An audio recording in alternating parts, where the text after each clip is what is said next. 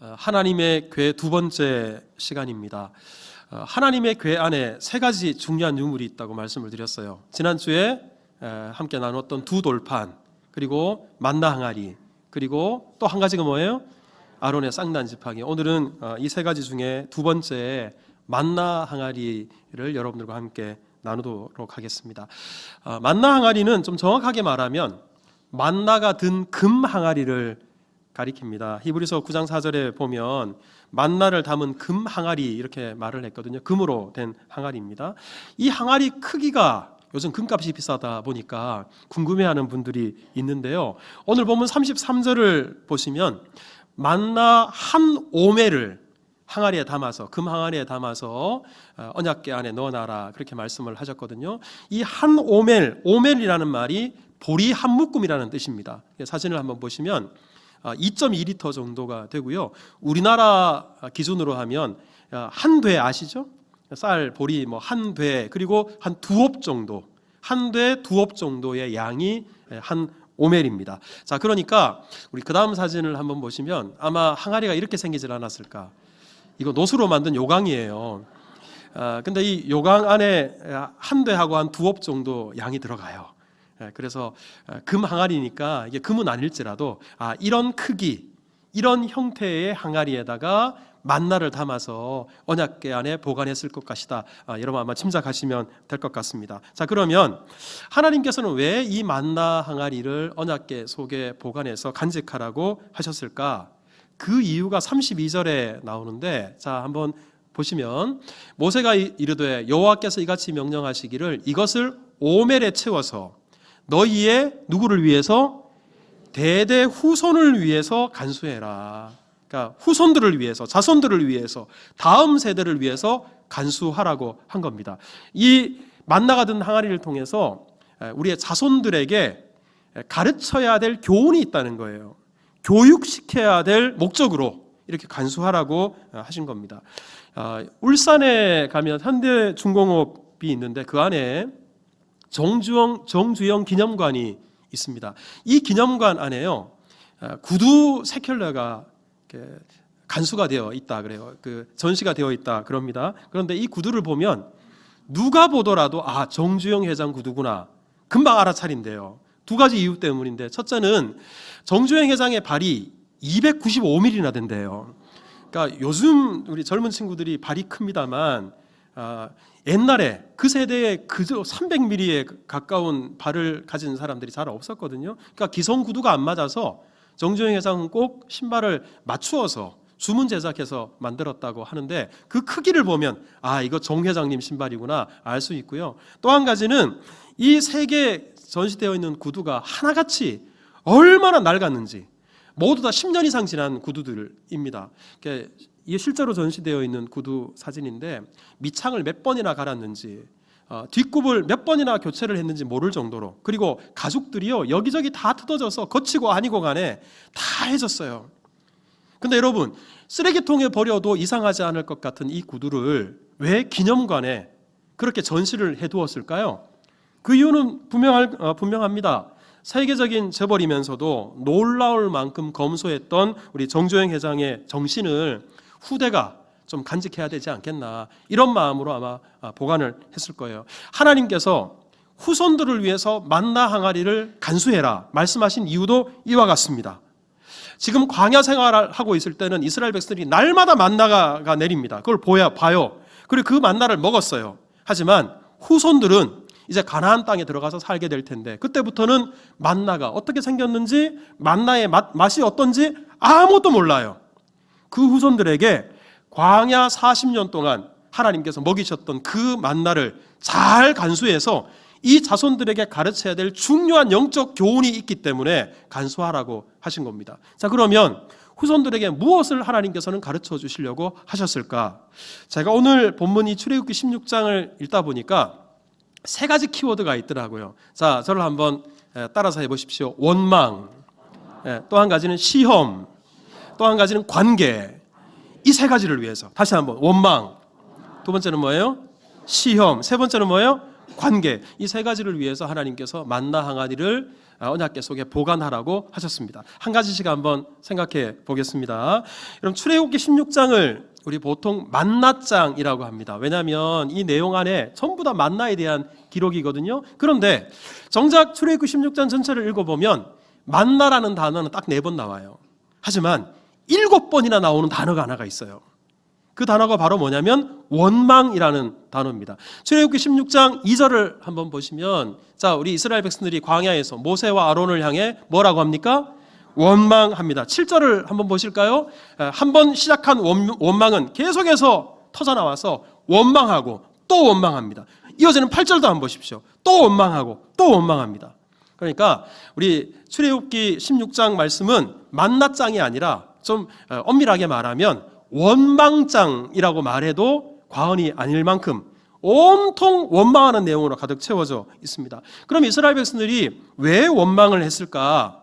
자, 우리 그 이유가 우리 오늘 본문 출애굽기 16장 1절에 나와 있는데요. 자, 한번 보십시오. 여기 보면, 자, 이스라엘 백성들이 지금 언제쯤에 원망을 시작했냐 그러면 애굽에서 나온 지 둘째 달 15일에, 그러니까 여러분, 이스라엘 민족들의 6월절이 언제냐? 그 애굽 땅에서 언제 나왔냐 그러면 첫째 달 14일에 6월절을 지켰어요. 그러니까 정확하게 지금 얼마가 지난 거예요? 한 달이 지난 겁니다. 그러니까 애굽 땅에서 나올 때 빈손으로 나오지 않았잖아요. 먹을 양식들을 좀 챙겨서 왔을 텐데 한 달쯤 지나고 나니까 이제 바닥이 났어요. 게다가 1절 앞부분을 보면 온 회중이 엘림에서 떠났다 그랬는데 이 엘림이 오아시스입니다. 오아시스에 물도 있고요, 나무 그늘도 있고요. 여기에서 어느 정도 머물다 보니까 이때는 원망하지 않았어요. 그런데 여기를 떠나서 엘림과 시내산 사이에 있는 그다음 뭐예요? 광야. 광야가 말이 좋아서 광야지 바로 사막입니다. 메마른, 척박한, 먹을 것이라고는 도무지 없는 바로 그 사막에 애굽을 떠난 지 한 달쯤 지나서 이스라엘 백성들 사이에 원망이 터져나오기 시작했습니다. 자, 그래서 이스라엘 백성들이 이곳에서, 자, 16장 3절을 한번 보십시오. 맨 끝부분을, 너희가 이 광야로 우리를 인도해 내어서 온 회중이 어떻게 되었다고요? 굶어 죽게 생겼다. 배고파 죽겠다. 왜 애굽 땅에 잘 살고 있는 우리를 여기까지 인도해 내서 이렇게 죽게 만드느냐? 모세와 아론을 원망했을 뿐만 아니라 하나님을 원망했습니다. 때문에 하나님께서 만나를 왜 주셨나? 다름 아니라 이 원망을 들으시고 만나를 주셨어요. 자, 출애굽기 16장 12절을 보면 하나님께서 만나를 주신 이유를 이렇게 설명합니다. 보세요.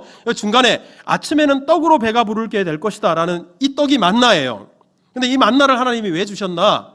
내가 이스라엘 자손의 무엇을 들었노라? 원망을 들었고, 하나님께서 원망하는 소리를 듣고 이스라엘 백성들에게 만나를 내려주셨습니다. 그런데 우리 성도님들이 여기까지 들으시면, 목사님 그럼 앞으로 원망하며 살아야 되겠네요. 원망하니까 하늘을 여시고 만나를 내려주셨으니까 우리도 원망하면 하나님이 은혜 주시지 않겠나? 하지만 절대로 아닙니다. 여러분, 우리가 분명히 기억해야 될 것은 하나님께서 무엇보다 미워하시는 것, 그게 바로 원망이에요. 오죽하면 고린도전서 10장 10절을 보면 보세요. 어떤 사람들이 원망하다가 뭐 했어요? 멸망했어요. 원망은 우리를 멸망하게 합니다. 교회건 가정이건 국가건 간에 이런 원망과 불평이 나라를 망하게 하고요, 우리 모두를 멸망하게 만듭니다. 야고보서 5장 9절에 보면 원망하지 말아라. 그래야 심판을 면할 것이다. 바꿔 말하면 원망하면 뭐를 받게 됩니까? 심판을 받게 됩니다. 여러분, 이 원망이 이렇게 무서운 거예요. 자, 그런데 이스라엘 백성들이 오늘 본문에 원망했어요, 분명히. 그것도 출애굽기 16장 전체가 마치 원망장이라고 해야 될 정도로 원망하고 또 원망합니다. 왜 이렇게 원망하는 이스라엘 백성들을 하나님이 심판하지 않으시고 벌하지 않으시고 오히려 하늘문을 여셔서 하늘로부터 만나를 내려주셨을까? 그 이유는 분명합니다. 여러분, 이스라엘 백성들이 지금 애굽에서 나온 지가 고작 얼마가 됐다고요? 한 달밖에 안 됐어요. 지난 430년 동안 우상의 나라, 우상의 문화 속에서 살았기 때문에 이스라엘 백성들은 골수에 사무치도록 우상으로 가득 채워져 있어요. 우상의 의식과 의상의 정신과 의상의 문화가 가득 채워져 있어요. 그러니까 하나님 없이 지금까지 살아왔던 겁니다. 그러니까 이제 하나님의 인도하심을 따라 가나안 땅을 향해 한 달 지났어요. 그러니까 영적으로 보면 이제 믿음에 있어서 갓난아기와 똑같습니다. 우리 아들들이 군대 가는데 군대 가면 훈련소 머리 깎고 들어가서 이제 훈련병 한 며칠 안 지난, 그러니까 겉으로는 군인이지만 이제는 아무것도 모르는 군인 같지 않은 훈련병 시절, 그런 모습과 똑같은 겁니다. 자, 여러분, 이런 이스라엘 백성들 아무것도 모르고 성숙하지 못하고 훈련받지 못한 이스라엘 백성들 원망한다고 하나님께서 바로 심판하시면 우리 이스라엘 백성들 다 죽어야 될 거예요. 그러니까 하나님께서는 먼저 이들로 하여금 원망에도 불구하고 바로 심판하지 아니하시고 오히려 하늘 문을 여셔서 만나를 내려주심으로 말미암아 하나님의 살아계심, 하나님의 은혜를 이스라엘 백성들로 하여금 경험하게 합니다. 때문에 여러분이 원망했을 때 만나가 내려왔다. 그래서 이스라엘 백성들이 앞으로도 원망하면 하나님이 은혜를 주시겠네, 이게 아니라 앞으로는 원망하지 말고 하나님께 뭐하자? 감사하자. 원망하지 말고 하나님 의지하자. 원망하지 말고 하나님 앞에 기도하자. 이 사실을 만나를 통해서 이스라엘 백성들 깨닫게 된 거예요. 여러분, 이것은 대단히 중요한데 여러분들 중에도 한번 스스로를 점검해 보십시오. 내가 지금 내 신앙이 갓난아기와 같다, 내가 성숙하지 못하다, 그리고 내가 훈련받지 못한 아직 미숙한 그리스도인이다. 가장 먼저 확인할 수 있는 게 뭐냐면 내가 내 안에 원망이 얼마나 많은가, 이걸 들여다보면 거의 정답입니다. 우리 제자입니까? 라는 유명한 책이 있어요. 제가 대학교 1학년 때 읽었던 책인데 그 책에 이런 내용이 있어요. 한번 들어보십시오. 미국, 영국 사람들은 영어를 쓰고 아르헨티나 사람들은 스페인어를 쓰고 브라질 사람들은 포르투갈어를 씁니다. 마찬가지로 하나님 나라의 백성이 쓰는 언어가 있고 어둠의 나라 백성이 사용하는 언어가 있습니다. 하나님의 나라 언어는 찬양과 감사입니다. 하지만 어둠의 나라 언어는 원망입니다. 놀라운 것은 하나님의 백성들 중에 매사에 어둠의 나라 언어를 쓰는 사람들이 많다는 점입니다. 교회에 와서 예배 드릴 때는 할렐루야 합니다. 예배가 끝나고 밖으로 나가면서는 비가 오네, 날씨 한번 더럽네 합니다. 누가 날씨를 주관하십니까? 바로 하나님이십니다. 이 책의 내용이에요. 여러분들 어떠십니까? 예배 드릴 때 할렐루야, 아멘, 사랑합니다, 축복합니다 해놓고는 예배 끝나고 밖에 가서 차 빼는 문제 때문에 불쾌해서 삿대질을 하고 얼굴 붉히고 혹시 그러지는 않으십니까? 날씨가 굳으면 그것 때문에 원망하고 불평하지 않으십니까? 예배 끝나고 집에 가서 부부끼리, 부모 자식끼리 서로 원망하고 서로 탓을 하고 불평하고 그러지 않으십니까? 여러분, 이게 다 따지고 보면 아직 성숙하지 못해서 그래요. 훈련받지 못해서 그렇다는 사실이에요. 때문에 여러분, 이 원망 대신에 하나님께서는 하나님께 감사하고 하나님께 기도하고 그것을 가르쳐 주시기 위해서 이 만나를 항아리에 담아서 보관해라. 후손들이 이 만나 항아리를 바라볼 때마다 그래, 원망하지 말고 우리 하나님께 감사해야지, 기도해야지.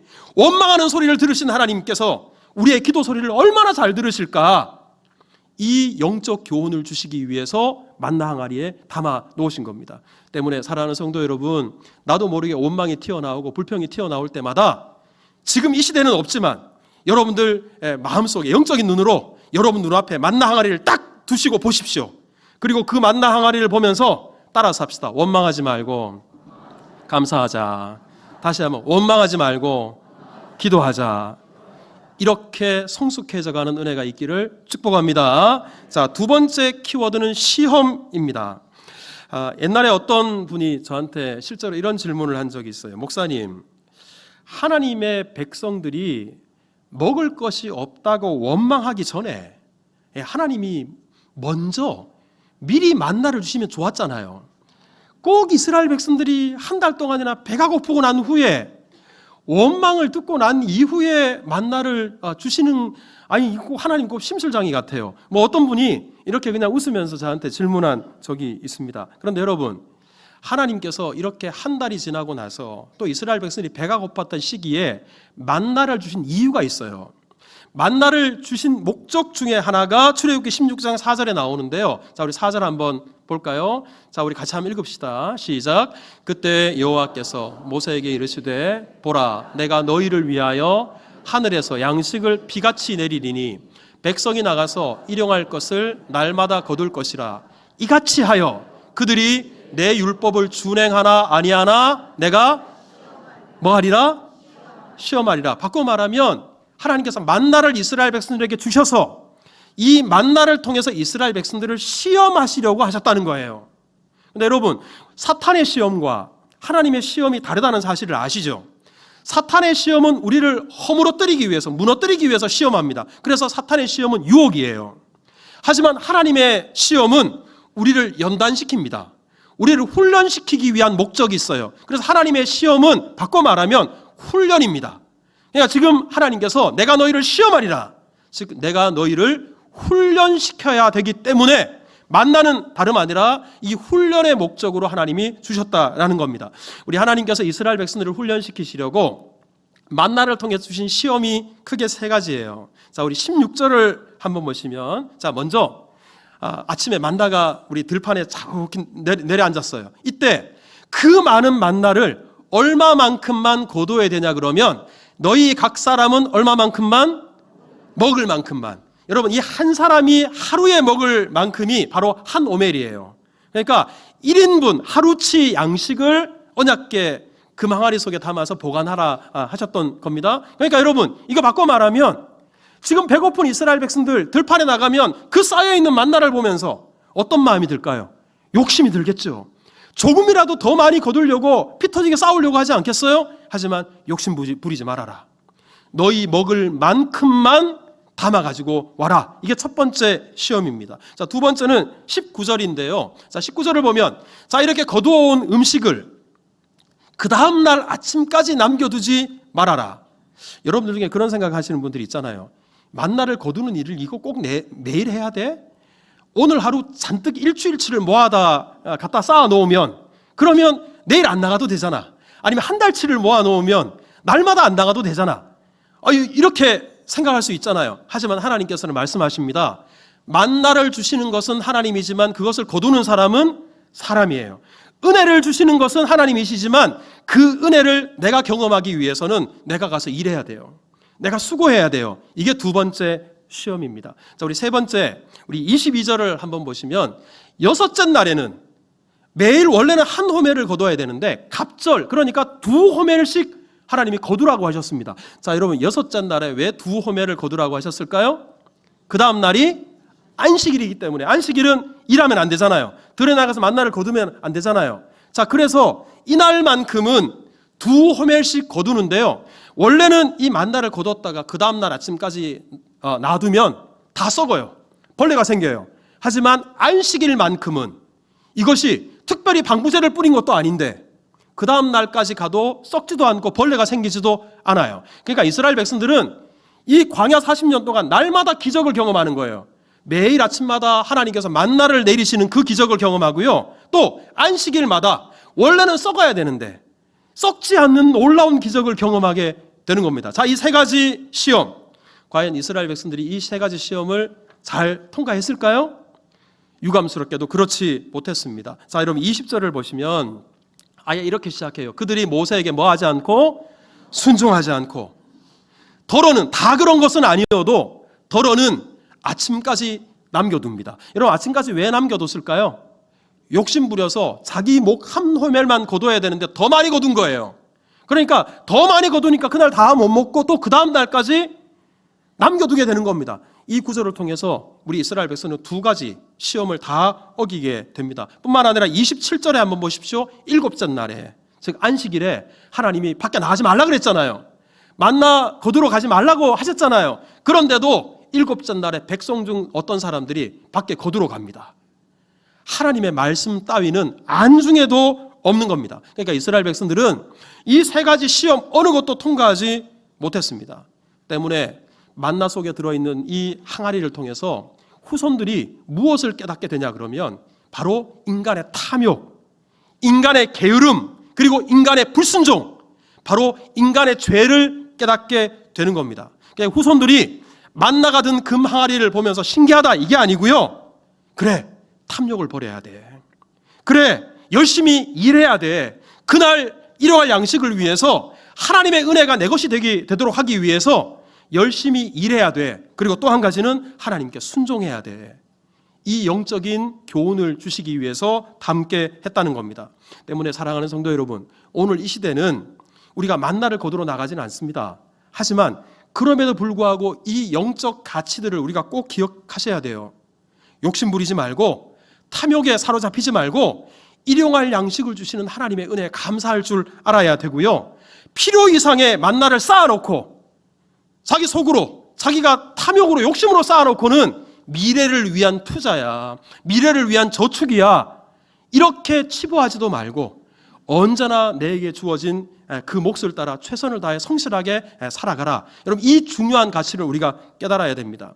여러분, 근데 이 만나가 하늘에서 내려온 정말 귀한 거잖아요. 하늘 양식이잖아요. 그런데요, 하나님 말씀에 불순종하니까 이게 그 다음날 되면 다 어떻게 돼요? 썩고 벌레가 생겨요. 아무리 귀한 것이라도 거기에 불순종과 인간의 탐욕이 들어가게 되면요, 그 귀한 것, 하나님께서 하늘에서 내려주신 양식도 더러운 것이 돼요. 쓰레기보다 더 못한 것이 된다는 사실입니다. 때문에 여러분, 지금 우리가 누리고 있는 모든 것들이 마치 하나님께서 하늘에서 만나를 내리듯이 우리에게 주신 은혜잖아요. 은혜 아닌 것이 뭐가 있습니까? 그런데 그 은혜를 우리가 욕심과 탐욕을 부려서 쌓아놓다 보면 그것이 추악한 것이 되고 오히려 우리로 하여금 하나님과 멀어지게 만든다는 사실을 꼭 기억하실 수 있기를 축복합니다. 제가 그저께 뉴스를 보면서 참 안타까웠는데요. 60대 어떤 남성 둘이가 승합차를 같이 타고 가다가 운전했던 남성이 차에서 내려요. 길가에 세워놓고. 그리고는 서서 이게 뭐 주변 땅을 이렇게 둘러보는 것 같아요. 그런데 옆에 조수 속에 있던 친구가 운전석에 옮겨서 차를 뒤로 후진하더니 서서 땅을 쳐다보고 있는 그 친구를 들이받아 버려요. 이게 CCTV에 고스란히 다 저장이 돼 있어요. 그 남성이 그 자리에서 즉사합니다.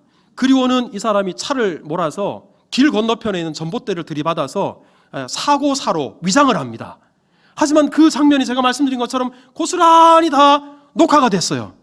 저장이 돼 있어요. 나중에 유족들로부터 도대체 이 두 사람이 어떤 문제가 있었냐, 이 두 사람이 금전적인 문제 때문에 대단히 불편했대요. 서로 간에 채무 관계가 있고 돈 때문에 관계가 깨진 거예요. 근데 여러분, 그 돈이 뭐라고?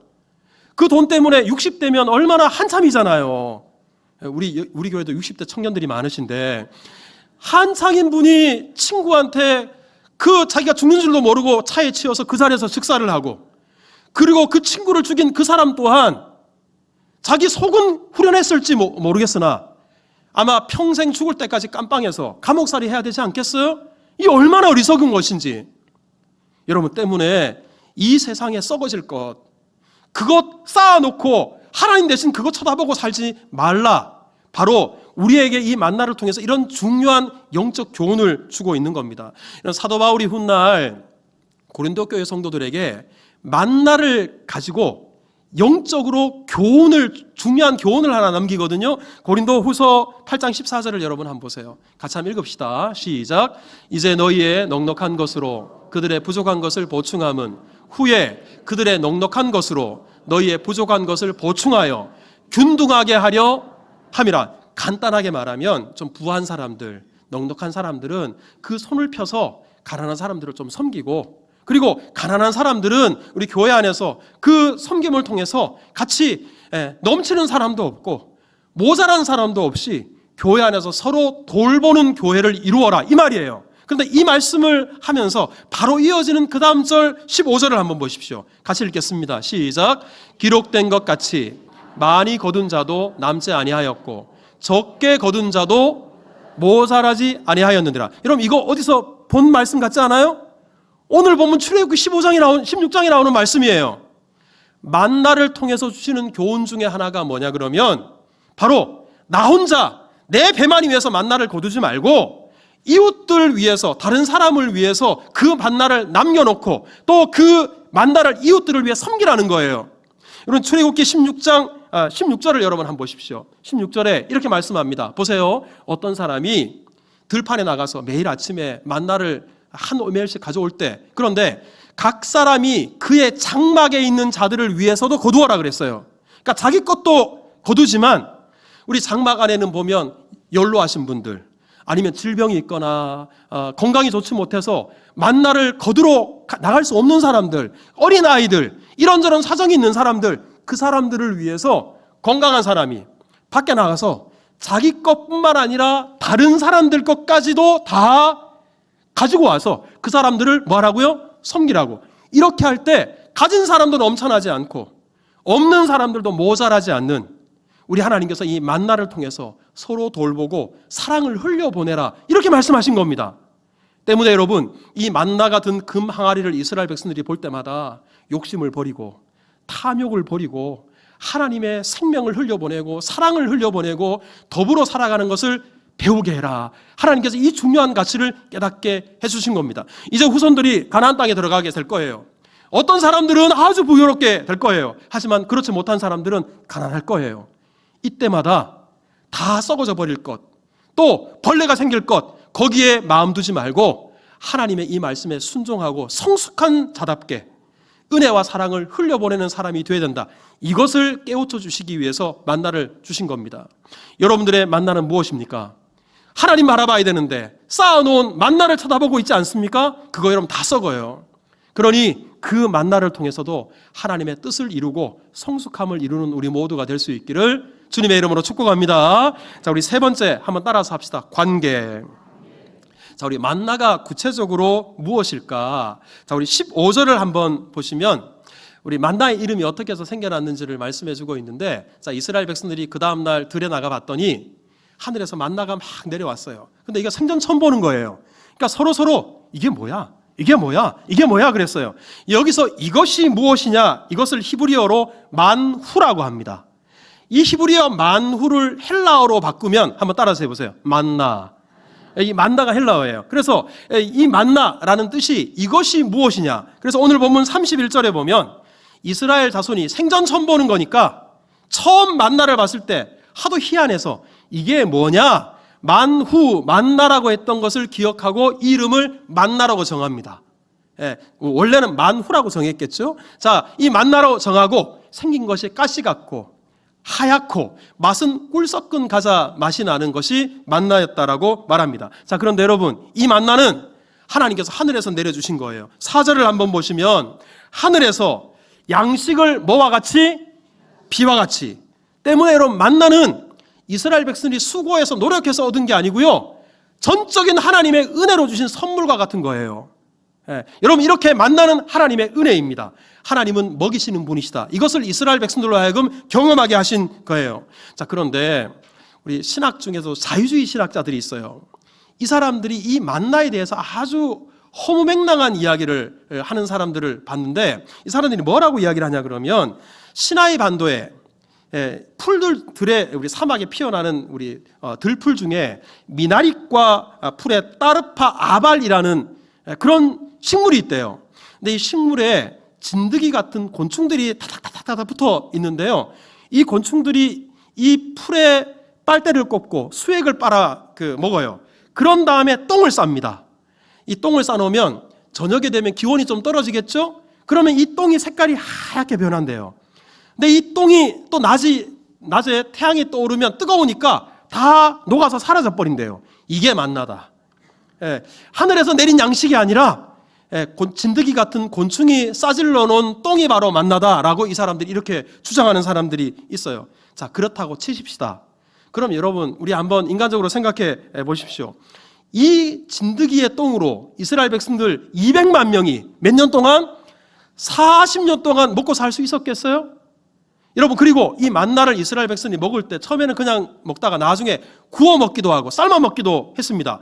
곤충 똥이 햇빛만 봐도 다 사라져 버리는데 불에 굽거나 삶아서 어떻게 먹을 수 있었겠어요? 게다가 더 결정적인 것은 여러분, 이 곤충들이 날마다 똥을 쌌을 텐데 여섯째 날에는 보통보다 얼마를 더 싸야 돼요? 2배를 더 싸야 되니까 지들끼리, 자, 우리 오늘은 힘을 모아서 최선을 다해서 2배를 싸자. 그리고 안식일이 되면 야, 다 막아. 오늘은 절대로 싸면 안 돼. 이 말도 안 되는 소리를 가지고 우리 하나님께서 베풀어 주신 은혜를 인간의 논리로 설명하려고 했던 겁니다. 자, 여러분, 이 만나, 하나님께서 선물로 주신 이 만나가 4절 끝 중간 부분을 보면 일용할 것을 언제? 날마다 거두게 하셨어요. 근데 여러분 여기 이게 중요해요. 제가 앞서도 말씀드린 것처럼 어떤 사람들 또 여러분들 중에는 분명히 그렇게 생각할 분들이 많을 겁니다. 요즘도 주 5일째인데 주 4일째로 바꾼다고 하는 논의가 있는데 일주일치를 한 번에 거두면 좋을 텐데 아니면 한 달치를 1년치를 한꺼번에 거두게 하시면 좋을 텐데 왜 이렇게 하나님은 수고스럽게 날마다 들에 나가서 만나를 거두게 하셨을까? 여러분 여기에는 중요한 의미가 담겨져 있어요. 자, 이스라엘 백성들이 지금 오늘 우리에게 주어진 양식을 다 먹었어요. 내일 양식 먹을 게 하나도 없어요. 그런데도 내일 먹을 것이 하나도 없는데도 불구하고 그날 밤에 잠자리에 들 때 아무런 걱정 없이 잠자리에 들 수 있어요. 왜냐 그러면 그 다음 날 누가 먹이시니까? 하나님이 먹이시니까. 날마다 잠자리에 들 때마다 내일 먹이시는 하나님, 내일 하늘에서 양식을 내리시는 하나님, 그 하나님을 의지하게 됩니다. 여러분 이게 매일 하나님을 생각하게 되는 거예요. 그리고 그 다음 날 아침에 온 들판에 이스라엘 백성들이 퍼져서 하늘에서 내린 만나를 거둬들입니다. 여러분 이 만나를 거둬들일 때 이스라엘 백성들이 어떤 생각을 하겠어요? 자, 저를 한번 따라서 합시다. 오늘도 하나님 은혜로 사는구나. 다시 한번 오늘도 하나님께서 우리를 먹이시는구나. 만나를 거두면서도 하나님을 생각해요. 하나님께 감사해요. 하나님을 의지하게 됩니다. 이게 바로 뭐냐면 하나님과의 건강한 관계예요.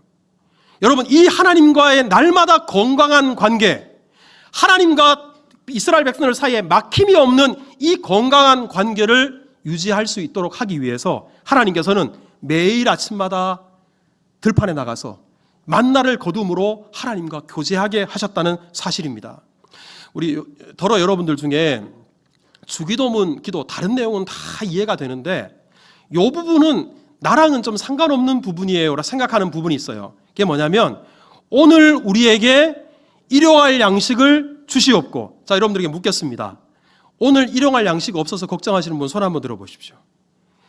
어쩌면 여러분들 중에는 오늘 일용할 양식이 아니라 평생 일용할 양식 때문에 걱정할 필요가 없는 분들이 이 자리에도 제법 있을 거라고 생각합니다. 그러면 일용할 양식 문제 다 해결됐는데 왜 예수님께서 이걸 가지고 기도하라고 하셨을까? 그 이유는 간단해요. 단순히 먹고 마시는 밥이나 땅을 위해서 기도하라는 게 아니라 이스라엘 백성들처럼 오늘 하루도 우리는 하나님의 은혜로 삽니다. 오늘 하루도 하나님 없이는 못 삽니다. 이 고백을 주기도문 기도문 안에 담아 놓으신 겁니다. 여러분들 모두가 이 출애굽 시대에 하나님께서 하늘에서 내리신 만나가 예수님을 상징하고 예수님을 예표하는 것이라는 것을 다 아실 거예요. 자, 요한복음 6장 51절을 보면 예수님께서 친히 이렇게 말씀하셨어요. 같이 읽겠습니다. 시작. 나는 하늘에서 내려온 살아있는 떡이니 사람이 이 떡을 먹으면 영생하리라. 내가 줄 떡은 곧 세상의 생명을 위한 내 살이니라. 여러분 진정한 만나가 누구시냐? 바로 예수님이다 라는 사실입니다. 그런데 구약시대 이스라엘 사람들은 날마다 만나를 먹었지만 그 다음날 배가 또 고파요. 하지만 우리는 은혜 시대에 예수님을 믿기만 하면 진짜 만나 대신 예수님을 먹은 것이 되니까 영원히 목마르지 않고 영원히 줄이질 않아요. 그런데 이걸 가지고 이제 우리가 진짜 만나 대신 예수님을 믿어서 영원한 생명을 얻었네? 이걸로만 생각하면 안 돼요. 여러분 예수님께서 이 땅에 오신 중요한 이유는 하나님과 우리 사이의 관계 때문에 오셨습니다. 예수님을 믿어서 영원한 생명을 얻을 뿐만 아니라 원수되었던 하나님과 우리는 이제 화목하게 되었어요. 예수님을 통해서 날마다 우리는 하나님과 친밀한 교제를 할 수 있게 되었습니다. 예수님을 통해서 우리는 하나님과 건강한 관계 속에서 날마다 은혜의 보좌 앞에 가까이 나아갈 수 있게 되었어요. 여러분 이게 바로 진짜 만나 되신 예수님께서 이 땅에 오신 중요한 이유입니다. 때문에 사랑하는 성도 여러분, 우리가 이 예수님을 통해서 하나님과 건강한 관계를 누리는 것 얼마나 귀합니까? 오늘 이 시대에도 우리는 눈에 보이지 않지만 만나 항아리를 늘 우리 앞에다 딱 둬야 돼요.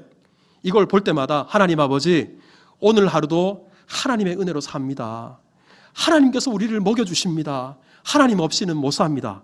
이렇게 만나 되신 예수님을 통해서 하나님과 건강한 관계를 세우도록 하나님께서는 만나 항아리를 보관하게 하신 것입니다. 우리 성령께서 우리 모두에게 이런 은혜를 주셔서 이 만나를 통해서 원망 대신 감사와 기도를, 그리고 하나님의 훈련을 통해서 탐욕이 아니라 하나님의 말씀에 순종하는 삶을, 그리고 깨져버린 하나님과의 관계를 만나 되신 예수님을 통해서 회복해서 날마다 하나님과 교제하고 친밀한 관계 속에서 하나님께 더 가까이 나아가는 우리 모두가 될 수 있기를 주님의 이름으로 축복합니다.